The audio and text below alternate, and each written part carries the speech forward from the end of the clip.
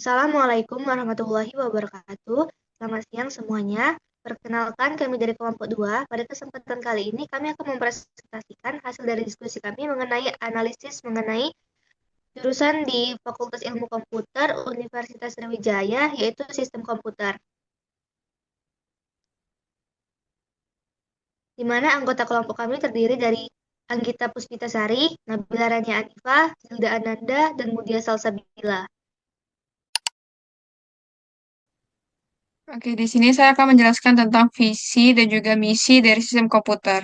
Yang pertama itu ada visi. Jadi visi program studi sistem komputer yaitu program studi sistem komputer pada tahun 2025 menjadi program pendidikan akademik yang terkemuka di bidang riset dan rekayasa teknologi sistem komputer yang mampu menghasilkan sumber daya manusia yang bertakwa pada Tuhan Yang Maha Esa, berkualitas, berakhlak tinggi, berwawasan keilmuan, profesional, dan mempunyai keunggulan ilmu sehingga mampu bersaing di era globalisasi. Nah, di sini kelompok kami menganalisis visi ini yang mana hasilnya visi program studi sistem komputer Unsri sudah cukup baik karena berorientasi ke masa depan. Fokus pada riset dan rekayasa teknologi, serta mendorong daya saing global. Namun, visi ini terlalu panjang dan mencakup terlalu banyak aspek, sehingga kurang jelas dan sulit diingat. Agar lebih efektif, visi ini sebaiknya disederhanakan menjadi lebih singkat, fokus, dan tetap mencerminkan tujuan utama, seperti menjadi program studi unggulan dalam riset dan rekayasa sistem komputer yang menghasilkan lulusan profesional dan berdaya saing global pada tahun 2025. Kemudian ada pun misi dari program studi sistem komputer, yaitu poin pertama, meningkatkan kualitas, kuantitas, dan pendaya gunaan sumber daya manusia bidang sistem komputer dengan tujuan untuk mengatasi kesenjangan digital, kesenjangan informasi, dan meningkatkan kemandirian masyarakat dalam pemanfaatan teknologi informasi dan komunikasi atau TIK secara efektif optimal. Ya, kemudian pada poin kedua yaitu meningkatkan kapasitas personil baik untuk meningkatkan untuk lingkungan pemerintah dalam rangka meningkatkan tata pamong maupun lingkungan industri dalam memacu perkembangan industri baik industri TIK itu sendiri maupun TIK sebagai pendukung industri atau bisnis dan aktivitas lainnya. Di sini kelompok kami menganalisis visi ini dalam sembilan pokok 9 poin. Yang pertama itu ada konsumen. Jadi konsumen pada misi ini itu terdapat masyarakat umum, tenaga kerja di industri TIK, serta instansi pemerintah yang membutuhkan peningkatan kapasitas di bidang teknologi informasi dan juga komunikasi. Kemudian yang kedua itu ada produk ataupun jasa, di mana produk utama adalah pendidikan, pelatihan, dan pengembangan sumber daya manusia di bidang sistem komputer dan TIK untuk meningkatkan pemanfaatan teknologi secara optimal.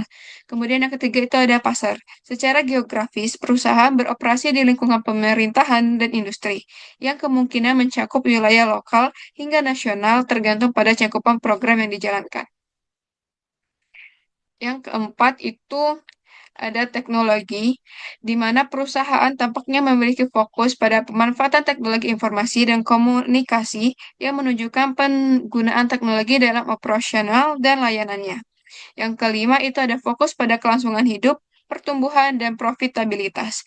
Misi ini menekankan peningkatan kualitas dan kuantitas sumber daya manusia di bidang TIK, yang secara tidak langsung mendukung pertumbuhan organisasi, namun tidak ada penyataan eksplisit mengenai profitabilitas atau keberlanjutan keuangan. Kemudian ada filosofi. Filosofi utama tampaknya berkaitan dengan pemberdayaan masyarakat melalui teknologi informasi, peningkatan tata kelola pemerintahan, dan pengembangan industri berbasis TIK. Kemudian ada konsep diri, di mana keunggulan kompetitif utama adalah kemampuannya dalam meningkatkan kapasitas SDM di bidang TIK untuk mendukung industri dan pemerintahan. Selanjutnya ada fokus pada citra publik. Misi pada program studi sistem komputer ini mencerminkan komitmen terhadap pengurangan kesenjangan digital dan informasi yang menunjukkan responsivitas terhadap isu sosial dan peningkatan kesejahteraan masyarakat. Kemudian ada fokus pada karyawan.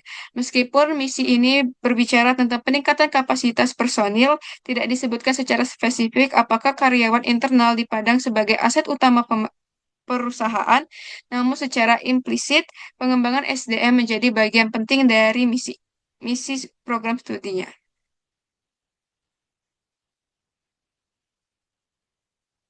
Kemudian saya lanjutkan ke rekan saya. Sebelum kita masuk ke analisis, kita pahami dulu bahwa setiap organisasi atau program studi menghadapi faktor eksternal dan internal yang mempengaruhi perkembangannya. Nah, ada dua alat analisis yang digunakan, yaitu EV matrix dan IV matrix. Pertama, kita akan menjelaskan EV matrix terlebih dahulu. Jadi, EV matrix ini digunakan untuk menilai faktor eksternal yang bisa menjadi peluang atau ancaman bagi organisasi. Misalnya, perubahan status menjadi PTN ke BH dan meningkatnya kebutuhan tenaga kerja IT adalah peluang. Sedangkan persaingan antar universitas dan perubahan teknologi adalah ancaman. Dari analisis ini, program studi komputer Unsri mendapat skor 3,14 yang berarti cukup kuat dalam menghadapi faktor eksternal. Selanjutnya kita bahas ke IV matrix.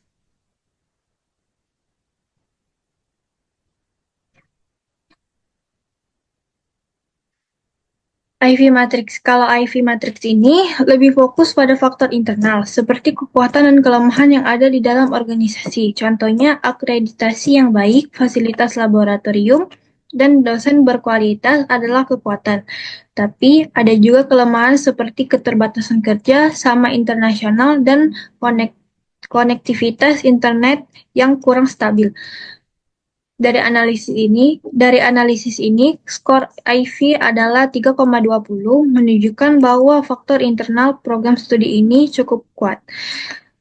Jadi kesimpulan dan saran dilihat dari secara keseluruhan, program studi komputer Unsri punya keunggulan baik dari faktor eksternal maupun internal, tapi masih ada tantangan yang perlu diperbaiki, terutama dalam kerja sama internasional dan infrastruktur kampus.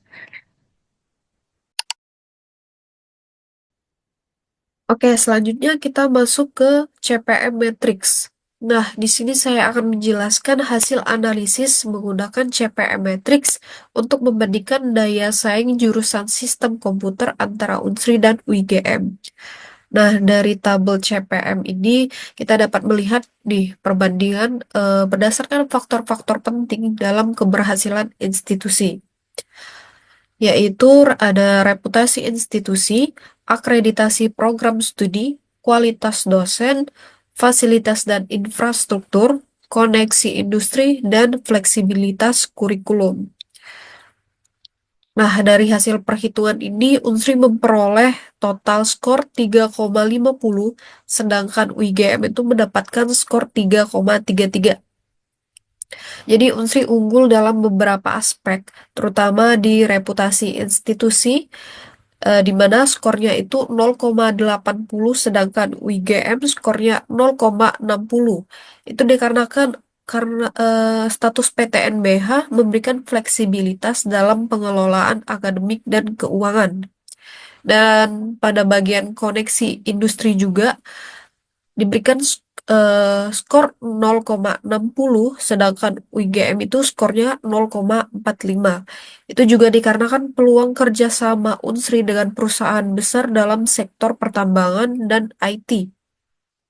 Jadi menunjukkan bahwa Unsri itu memiliki jaringan yang lebih kuat dengan dunia kerja. Sementara itu UIGM lebih unggul dalam fleksibilitas kurikulum, terutama dalam aspek teknologi dan laboratorium IT, yang dimana itu sangat penting dalam mengikuti perkembangan industri.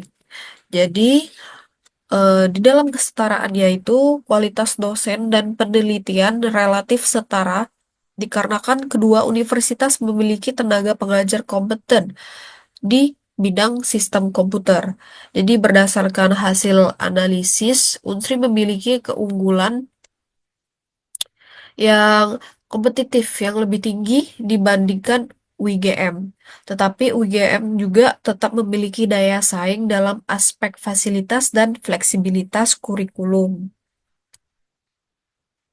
Selanjutnya masuk ke bagian space matrix.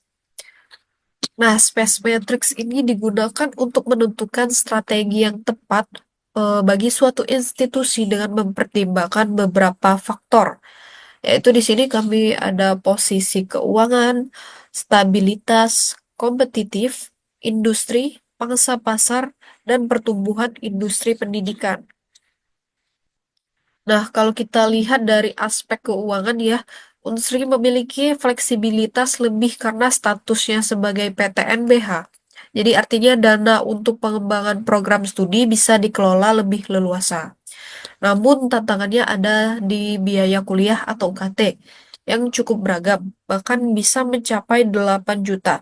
Ini mungkin menjadi pertimbangan bagi calon mahasiswa dalam memilih Unsri. Dari sisi stabilitas, ada beberapa tantangan yang perlu diperhatikan. Misalnya itu kondisi ekonomi Sumatera Selatan bisa mempengaruhi operasional kampus. Selain itu, akses terhadap infrastruktur IT di beberapa daerah itu masih terbatas. Jadi bisa berdampak pada pembelajaran mahasiswa. Tidak hanya itu, regulasi pendidikan yang sering berubah juga menuntut kita untuk lebih cepat beradaptasi dalam menyusun kurikulum. Selanjutnya di bagian kompetitif. Unsri memang sudah memiliki beberapa fasilitas yang cukup baik, namun untuk bersaing di tingkat nasional dan internasional, itu masih perlu peningkatan, terutama dalam fasilitas laboratorium dan pelatihan tambahan untuk mahasiswa. Sertifikasi keahlian juga menjadi poin penting agar lulusan Unsri itu lebih siap untuk menghadapi dunia kerja. Nah, selanjutnya di bagian industri. Kita tahu bahwa permintaan tenaga ahli di bidang teknologi itu semakin meningkat. Unsri juga sendiri sudah menjalin kerjasama dengan beberapa industri dan universitas luar negeri untuk memberikan kesempatan magang dan penelitian bagi mahasiswa. Kemudian dari segi pangsa pasar, Unsri memiliki Unsri masih menjadi pilihan utama bagi banyak mahasiswa di Sumatera Selatan. Namun persaingan dengan universitas lain tuh baik negeri maupun swasta masih tetap ada. Oleh karena itu, strategi untuk menarik mahasiswa berkualitas harus tetap diperkuat. Terakhir, ada pertumbuhan industri pendidikan, terutama di bidang teknologi. Semakin banyak calon mahasiswa yang tertarik untuk mendalami sistem komputer karena melihat prospek karir yang menjanjikan. Ditambah lagi pemerintah juga terus mendukung pendidikan berbasis teknologi dengan berbagai kebijakan dan investasi. Ini tentu menjadi peluang yang bisa dimanfaatkan oleh Unsri. Oke, ini jadi ada beberapa poin dari hasil analisisnya. Kita simpulkan dari posisi keuangan itu kondisi keuangan cukup kuat dengan fleksibilitas PTNBH. Di posisi stabilitas ada tantangan dari segi ekonomi dan kebijakan pendidikan. Di posisi kompetitif adanya daya saing perlu ditingkatkan terutama dalam fasilitas dan tenaga pengajar. Di posisi industri peluang besar dari pertumbuhan industri digital. Di posisi pangsa pasar, Unsri tetap dominan tetapi menghadapi persaingan dari PTS atau PTN lain. Di posisi pertumbuhan industri pendidikan, tren positif dengan dukungan pemerintah itu masih tetap berjalan. Baik, selanjutnya ada analisis dan pemilihan strategi, di mana beberapa strategi yang kami dapatkan itu yang pertama ada strategi disertifikasi sumber pendanaan, di mana sebagai perguruan tinggi negeri berbadan hukum, Unsri memiliki fleksibilitas dalam memperoleh pendanaan. Oleh karena itu, strategi yang dapat diterapkan adalah membuka peluang pendanaan eksternal melalui kerjasama industri dan penyelenggaraan program kelas eksekutif atau sertifikat profesional. Dengan strategi ini, Unsri dapat mengurangi ketergantungan dana pemerintah dan juga meningkatkan kemandirian finansial. Selanjutnya, ada strategi peningkatan kualitas akademik dan kurikulum adaptif. Agar relevan dengan perkembangan teknologi, kurikulum harus selalu diperbarui sesuai dengan kebutuhan industri. Penambahan program berbasis artificial intelligence atau AI, cybersecurity, dan blockchain dapat meningkatkan kompetisi lulusan. Selain itu, program double degree dan kelas internasional dapat membuka akses mahasiswa ke peluang global. Selanjutnya yaitu strategi penguatan kemitraan dengan industri, di mana kemitraan dengan perusahaan teknologi besar sangat penting dalam meningkatkan keterampilan mahasiswa. Melalui program magang, penelitian bersama, dan inkubasi startup, mahasiswa dapat memperoleh pengalaman langsung dari industri. Hal ini juga dapat meningkatkan peluang kerja bagi lulusan dan memperkuat reputasi program studi sistem komputer Universitas Sriwijaya. Selanjutnya ada strategi sertifikasi dan akreditasi internasional.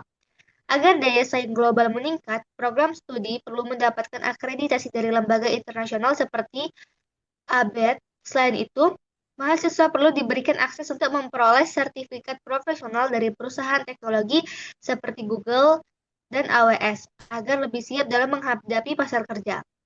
Yang terakhir yaitu strategi digitalisasi pendidikan. Digitalisasi dalam sistem pembelajaran harus diperkuat dengan pengembangan platform e-learning yang lebih interaktif dan juga fleksibel.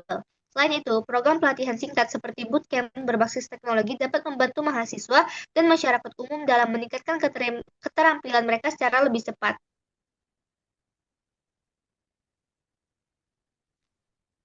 Jadi, kesimpulan yang dapat disimpulkan dari semua yang telah kami presentasikan yaitu program studi sistem komputer Universitas Sriwijaya memiliki posisi yang cukup kuat dalam menghadapi tantangan dan memanfaatkan peluang di bidang pendidikan dan industri IT. Status PTNBH memberikan fleksibilitas dalam pendanaan dan pengelolaan akademik, sementara permintaan tenaga kerja IT yang terus meningkat menjadi peluang yang sangat besar.